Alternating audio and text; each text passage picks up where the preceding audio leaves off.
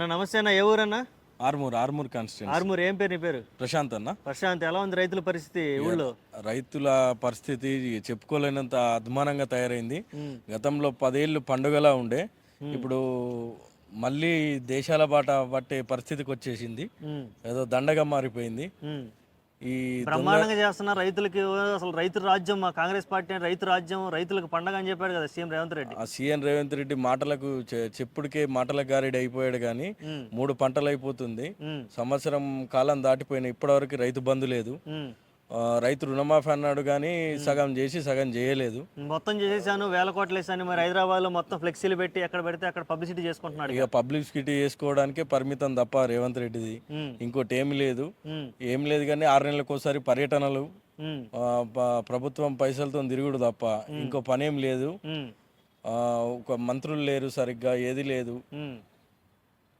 మరి ఇది రైతు బియ్యానికి బోనస్ వస్తుందా పోనీ? అది స్టార్టింగ్లో వేసారు బోనస్. ఉమ్, వరికి ఉమ్. బోనస్ వేసి దొడ్డు వడ్లకు వేయలేదు. అన్ని రకాల వడ్లకు అన్నారు, దొడ్డు వడ్లకు వేయలేదు. మరి మాట మార్చడం మీద మీ అభిప్రాయం ఏంది? మాట మార్చాడు. మాట మారిస్తే తప్పులేదు. ప్రజలు కూడా అన్ని చూస్తుర్రు, అన్ని గమనిస్తుర్రు. ఉమ్, తొందరలోనే స్థానిక సంస్థల ఎలక్షన్లు ఉన్నాయి, జెడ్పీటీసీ ఎలక్షన్లు ఉన్నాయి, ఉమ్, జిహెచ్ఎంసీ ఎలక్షన్లు ఉన్నాయి. అన్ని గమనిస్తున్నారు ప్రజలు కూడా. ఉమ్, రానున్న కాలంలో బరాబర్ బుద్ధి చెప్తాడు. ఉమ్, తెలంగాణలో, దేశంలో ఇంతమంది సీఎంలలో చరిత్రహీనుడిగా మిగిలిపోతాడు. ఒక సంవత్సరం కాలంలోనే, ఉమ్, ఎక్కువ రోజులు ఏం పట్టదు. ఉమ్, 5 ఏళ్ళు ఈ ప్రభుత్వం ఏం నడవదు. ఉమ్, మేము కూడా అన్ని గమనిస్తున్నాం, అన్ని చూస్తున్నాం. ఉమ్, మేము 10 ఏళ్ళు పరిపాలించినాం కానీ ఇట్లా పార్టీ ఆఫీసుల మీద దౌర్జన్యంగా దాడి చేసుడు కానీ ఉమ్, అవి కానీ చేసి ఉంటే కాంగ్రెస్ కార్యకర్త కానీ ఒక్కడు ఉండేది కాదు. ఇప్పటి వరకు ఉమ్. ఒక్క పార్టీ ఆఫీస్ ఉండేది కాదు. గాంధీ భవన్ కూడా, ఈ హైదరాబాద్లో గాంధీ భవన్ కూడా ఉండేది కాదు. ఓకే. అన్నీ మేము కూడా గమనిస్తున్నాం, మొప్పుకాడుతున్నాం. మన నాయకులు కేటీఆర్ గారిని అరెస్ట్ చేస్తాము, అది చేస్తామంటారు. ఉమ్, నువ్వే పట్టపాలు దొరికిన దొంగవి, ఉమ్, డబ్బుల సంచులతో. ఉమ్, నీలాగా అందరు ఉంటారని చెప్పి నువ్వు కవితమ్మ గారిని అరెస్ట్ చేసినావు. ఏమైంది? ఉమ్, బెయిల్ వచ్చింది, రిలీజ్ అయింది, అవును. తప్పు లేకుండా. ఉమ్, అవినీతి పరురాలు అయితే కేసు అవుతుండే, కాలేదు. ఉమ్, వచ్చింది. ఇప్పుడు మా కేటీఆర్ గారిని అంటున్నావు. బిడ్డ గుర్తుపెట్టుకో రేవంత్ రెడ్డి, నీకు మరీ చెప్తున్నాం. మాకు 65 లక్షల సైన్యం ఉంది. దేశంలో ఏ పార్టీకి లేదు. ఒక ప్రాంతీయ పార్టీగా 65 లక్షల సైన్యం. కేటీఆర్ గారిని అరెస్ట్ చేసిన రోజు 65 లక్షల కేటీఆర్లు తయారవుతారు. బిడ్డ, నువ్వు అదే రోజు నీ దగ్గర కుర్చీ నీ పక్కకి వెళ్ళిపోతుంది. గుర్తుపెట్టుకో.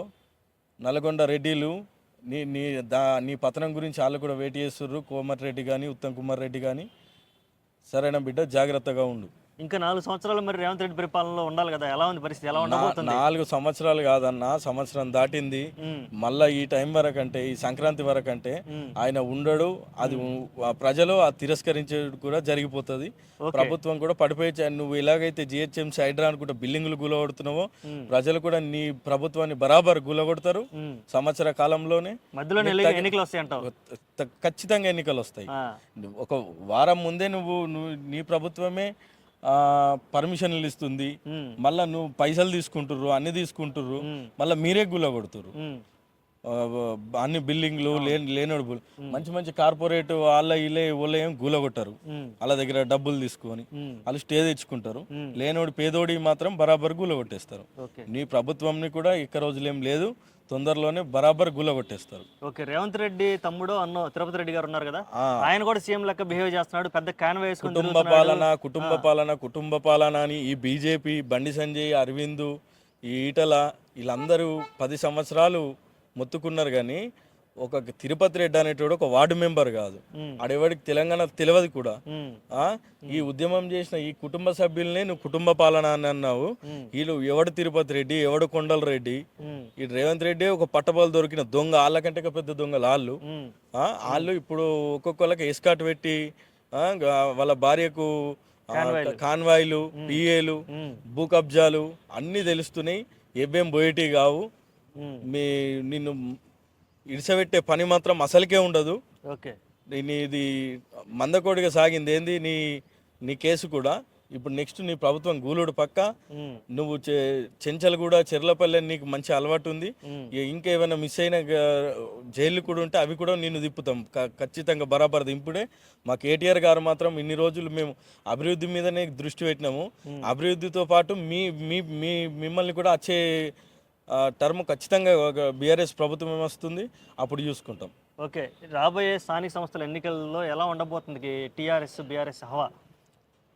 ఇక అది ప్రజలకు అర్థమైపోయిందన్న. ఉమ్, అందరూ తప్పుడు మాటలు కొంచెం నమ్మిర్రు. 10 సంవత్సరాలు కూడా అయింది. ఉమ్, అయిన తర్వాత ఇప్పుడు కాంగ్రెస్ ప్రభుత్వం వచ్చింది. ఉమ్, వచ్చినాక ఒక 2 నెలలు కొంచెం ఉరికీసలాట అటు ఇటు జరిగినట్లు కొట్టింది.